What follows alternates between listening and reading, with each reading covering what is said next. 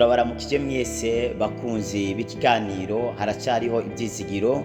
Amahoro y'umwami wacu Yesu Kristo nakomeze kubana namwe. Turabaye ikaze mu ijambo ry'Imana tugiye gusoma mu gitabo cy'Abikorinto, icete cya mbere Paul yandikiye Abikorinto, ibice byaho ni 6. Turasoma umurongo wa 12. Aravuga ngo byose ndavyemererwa ariko si byose bingirira ikimazi, byose ndavyemererwa ariko sinzoganzwa n'ikintu na kimwe. Biratubwiye ngo byose ndavyemererwa ariko ntabwo ari byose bingirira ikimazi, kandi byose ndavyemererwa ariko sinzaganzwa n'ikintu na kimwe. Tugiye kuganira kuri teme canke ijambo ry'umutwe riravuga ngo ingaruka zo kunywa inzoga. Nizihe ngaruka ziri mu kunywa inzoga? Nizihe ngaruka ziri mu nzoga? Buri kintu cyose umuntu akora ari munsi y'izuba kirafise ingaruka, ari cyiza ari kibi kirafise ingaruka umuntu akiri muri buno buzima. Hari n'ibintu umuntu akora bikagira ingaruka ku buzima bwiwe akiriho, kandi bikagira n'ingaruka ku buzima bw'abandi bazaza nyuma ye, canke bikagira ingaruka ku buzima bw'urubyaro asize. Niyo mpamvu ibyo ukora uno munsi urakwiye kwinengesera, ukamenya ibyo ukwiriye gukora n'ibyo udakwiriye gukora. Ibintu byose dukora hano mu isi tuba turiko turabiba, tuba turiko turashyiraho imbuto, kandi birivuga ngo icyo umuntu abiba nicyo azimbura. Twaravuze ni bande bemererwa kunywa inzoga. Hari video yatambutse, birashoboka ko wayikurikiranye, ariko yari ifise teme cyangwa ijambo ry'umutwe, ese ni bande bemererwa kunywa inzoga. Twarasanze muri Bibiliya hari umubare w'abantu runaka Bibiliya yemerera kunywa inzoga. Noneho twongera turavugana ni bande noneho Bibiliya itemerera kunywa inzoga. Iyo video nawe yaratambutse, twarayivuzeho. Nibaza ko ushobora kuba warayikurikiranye, ariko utayikurikiranye naho uzareba mu video yacu uzayisangamo ni bande Bibiliya itemerera ko bonywa ibiboreza, cyane ni bande Bibiliya itemerera ko bokora ku kintu kiboreza. Ariko muri no video turashaka kurebera hamwe nizihe ngaruka ziri mu kunywa inzoga. Yego, kunywa inzoga ntabwo ari icyaha nk'uko twabwiye tubibabwira, kubera turabona muri Bibiliya abantu benshi bagiye bayinywa, kandi bamwe bari abantu b'Imana. Ariko rero iyo nzoga cyane vino yagiye igira ingaruka mbi ku buzima bwabo. Birivuze ngo byose ndavyemererwa ariko ntabwo ari byose bingirira ikimazi, kandi byose ndavyemererwa ariko sinzaganzwa n'ikintu na kimwe. Hari abantu benshi rero usanga ibintu runaka byarabagize abaja, byarabagize imbata, ku buryo umuntu abonye icyo kintu yumva n'umutima umuvuyemo, yumva yaruhuka icyo kintu agikoze.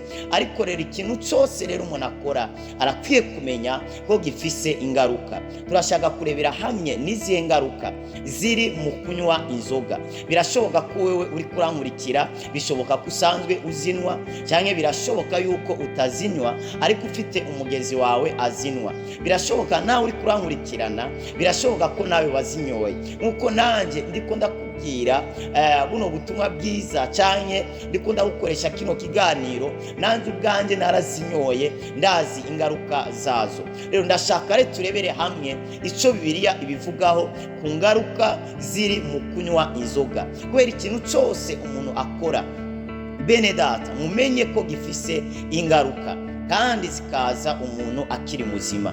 Ni byiza rero gukora ibintu byiza bifise ingaruka nziza. Ni byiza gukora kandi ibintu bigufitiye ikimazi, na cyane cyane hano mu isi duhafise igihe gitoya. Nta mpamvu n'imwe yo gutakaza umwanya mu bintu bitagira ikimazi. Ikintu kitagira ikimazi nta mpamvu yo kukibamo, kubera ni byiza kuba mu kintu uzi neza ko gifise ingaruka nziza ku buzima bwawe, cyangwa kikugirira ikimazi. Umuntu aba muri sosiyete kubera iki? Umuntu aba mu itorero kubera iki? Umuntu aba mu kazi kubera iki? Umuntu akora ikintu kubera iki? Mushobora kuba muri sosiyete mu gihe atakinira kirakumarira, kandi ntibashobora kukwangaza muri sosiyete mu gihe ataco uje kuyimarira. Mu yandi majambo, muri rya sosiyete we baragukeneye, kandi nawe urabakeneye. Urakeneye amafaranga, ariko nabo barakeneye burya bumenyi bwawe. Igihe rero ubumenyi bwawe utari kurabukoresha neza muri rya sosiyete, bizarangira bakwirukanye. Igihe utari kurabukoresha neza, kandi igihe nabo batazaba bari kubaguhemba neza, kuko birivuga ngo umukozi abegwa n'iki? Abegwa n'impemu. Igihe azaba ariko arakora nawe atabona inyungu, nawe bizarangira avuye muri ako kazi agiye gushaka kandi. Ntushobora kuba mu itorero mu gihe utari ko wubakwa. Kubera iyo umuntu ari mu itorero cyangwa ahantu runaka utari ko wubakwa, egare kuba uri kurabomoka. Utegerezwa kuba ahantu mu gihe uri kurubakwa. Ntukwiriye kuba imbohe y'ishengero cyangwa idini, urakwiriye kuba imbohe ya Kristo. Urakwiye kuba umuja w'ijambo ry'Imana, apana kuba umuja w'idini. Hari abantu amadini yabase yagize imbata, babaye imbohe z'amadini, batifuza no gusohoka. Ugasanga aho hantu ariko arahapfira, ariko arahababarira, ariko arasubira inyuma mu buryo bw'imhemu, ariko akahaguma atahagumishijwe n'uko akunda Imana, ahubwo ahagumishijwe n'inyungu akura aho hantu. Abantu benshi ntibakijya mu itorero kubera gukunda Imana. Abantu benshi bari mu ishengero kubera inyungu baronka biciye muri iryo shengero. Abantu bashobora kujya gusenga kubera azi ngo nisenga harya hantu kumbure bazabona ko dumwizigirwa bandangira akazi. Muri iryo torero ririmo abantu bakomeye, ririmo abantu b'abagwizatunga, n'indarisengamwo sinzabura akazi, ningira ikibazo bazagikemura, ninsonza sinzabasonzana ko nta bantu bafite amafaranga. Cyangwa pasiteri wafise urukundo arafasha abantu. Umuntu akaba mu itorero rero kubera izo mvo, cyo umuntu akaza gusenga kubera uwamuhaye akazi ari muri iryo shengero, cyangwa ugasanga kubera bosi wiwe yatanze itegeko ati umuntu atazaza gusengera aho jewe sengera nta kazi azabona. Ugaza usanga rero umukozi ari muri iryo shengero atari kubera akuzi Imana cyangwa akuzi inyigisho ariko arakira aho hantu, ahubwo ahari kubera akazi, ahari kubera ibintu runaka. Ariko si izo mpamvu zari zikwiye gutuma uba muri iryo torero. Kubera ikintu gikomeye, umutima urakomeye cyane. Kubera numeneka umutima wawe, numena umutima wawe ugasambuka, menya ngo nta kintu kiriyo gizabasha kuwusana. Umutima rero niwo ugaraniye ibintu byose, niwo ugaraniye ubuzima bwawe. Rero numenya kandi amakuru umuntu yumvishije ari mabi ashobora guhinduka uburozi ku buzima bwe, ariko ari meza ashobora guhinduka umuti ku buzima bwiwe. Kandi umuntu asa n'inyigisho afise cyangwa amaze kwakira. Umuntu rero ntasa nk'uko yireba mu kirori, umuntu asa n'ubumenyi amaze kuronka. Rero hari abantu bazi byinshi baca basa n'ibyo bintu byinshi nyene. Usanga kandi kumenya byinshi ariko ntugire intego y'ibintu runaka wakira ufatiraho nk'ukuri, bituma naho nyene ubuzima bwawe bumera nk'umuntu atazi yari karaja. Kubera utazi yari karaja aja hariho hose, kandi utazi icyo arondera atwara icyo abonye. Rero tugiye kurebera hamwe n'izihe ngaruka ziri rero mu kunywa inzoga. Yego ibintu byose abantu bakora, ibyo bita ibyaha cyangwa ingeso zose ziba zifite ingaruka. Hari ingaruka z'abantu bajya ku bapfumu, hari ingaruka ziri mu busambanyi, hari ingaruka ziri mu kubesha, kubera n'icyo umuntu abiba n'icyo yimbura. Hari ingaruka rero ziri mu bintu bitandukanye, ariko ndashaka kuvuga muri no video n'izihe ngaruka ziri mu kunywa inzoga. Byose urabyemererwa n'ivyo, uremererwa kunywa n'ivyo, ariko mbega nihe nyungu iri muri ico kintu uri kuranywa? Nihe nyungu iri muri ico kintu uri kurarya? Paulo yavuze ngo nimba kurya inyama bisitaza mwene data, sinzosubira kurya inyama.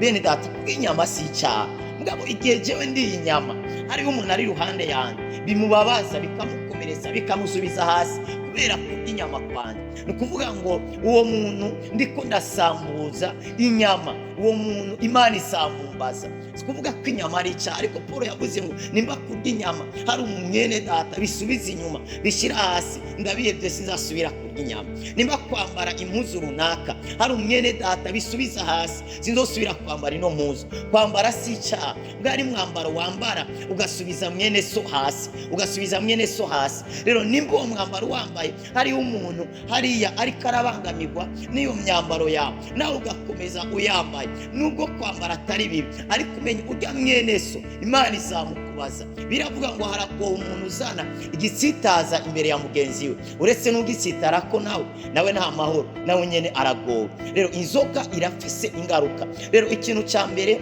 cyane inzoga ifiteho ingaruka, ndashaka dusome igitabo cy'Imigani 23, turasoma umurongo waho wa 33 tugeze ku murongo waho wa 34.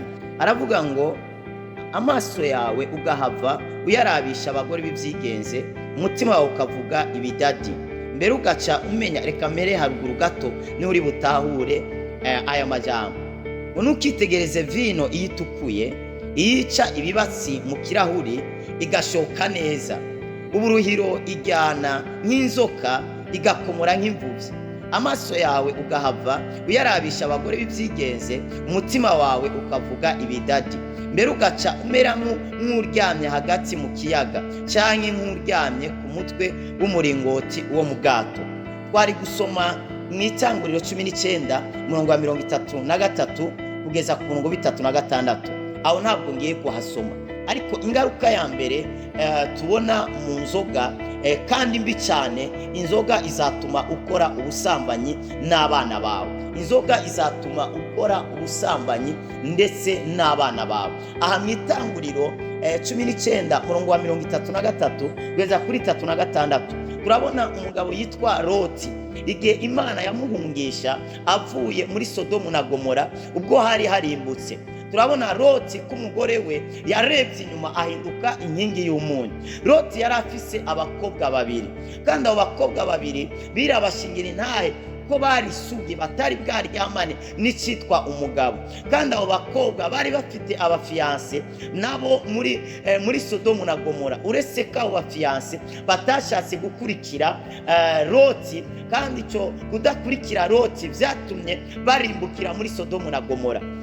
Haleluya! Hari ingaruka za Loti y'icyo yakoze atigeze yumvira abamarayika, ko abamarayika bamubwiye ngo ewe Loti, urafise abakwe bawe, urafise abahungu bashimye bagomye abakobwa bawe, genda ubabwire nabo mugende mujyanye muhunge nabo muvane muri kino gisagara cy'Isodomu na Gomora. Birivuga ngo Loti abagezeho ntabwo yigeze abibabwira nk'umuntu ari seriye, ariko ngo yabibabwiye asa n'umuntu ariko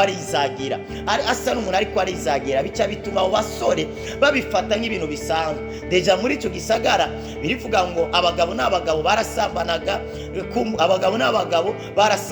no kuvuga ngo abakobwa muri icyo gihe nta soko bari bafite. Rero kuba Loti yarababwiye ngo nimuze tujyane kugira ngo muze mutware abakobwa banje, kandi akayibabwira asa n'uwizagira, nabo ntibabifashe nk'ibintu biri seriye. Bo baciye batekereza ati nubwo abo bagenda abakobwa hano mu gisagara cyacu baruzuye, baca bigumiraho. Rero iyo ni erere yakoze Loti, kandi iyo erere yagiye kuba ingaruka ari imbere.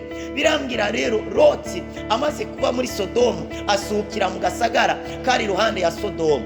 Igihe kiraza mugabo rero ngo abakobwa ba Loti ngo maze babura abagabo bashobora kubarongora. Bamaze kubura abagabo ngo baca barigira inama, baravuga ati data reka tumuboreze, nitumara kumuboreza maze turyamane nawe kugira ngo tumuhonore, twoye gupfa turi isugi, ko nta mugabo ahari ari buturongore. None turapfukunye, kandi papa ahari, kandi atari n'umugore afise, na mama yarapfuye yarahindutse inkingi y'umunyu. Reka tumuboreze kugira ngo naze kumenya ibyo ari byo, maze tuze kuryamana nawe. Birambwira ngo umukuru agira aba niwe ubanza aboreza se. Loti araboregwa, amaze kuboregwa maze umukobwa wiwe mukuru acagenda aryamana nawe. Amaze kuryamana nawe, Loti kubera inzoga ntiyigeze atekereza ko baryamanye ari umukobwa wiwe, ntiyigeze aniyumvira ese uyu muntu yageze hano ryari. We yaciye amurengeraho arahanjagira, bica birangira atwaginda umwana wiwe. Hanyuma na mutoyi nawe ngo bukeye nawe abikora kwa kundi, aravuga ngo nanjye sinopfuka nyene. Nawe nyene agira aboreza se, namaze kumuboreza nawe acagenda aryamana nawe. Rero inzoga irafise ingaruka. Uzokwisanga waryamanye n'umukobwa wawe, uzakwisanga waryamanye n'umukozi wawe wo mu nzu, uzakwisanga waryamanye n'umwana wawe. Ari umuntu umwe nigeze kumva inkuru yabereye ngaha mu Rwanda. Iyo nkuru irasekeje cyane. Ni umugabo yakundaga gukora uburaya, agakora uburaya kandi afite umugore. Rero iyo mbuto yari karabiba ikiza kuba no mu bana biwe, kuko umwana wiwe nawe amafaranga ataronkaga atahabwa n'umubyeyi, kubera umubyeyi amahera yaronkaga yose yaherezaga muri ubwo buraya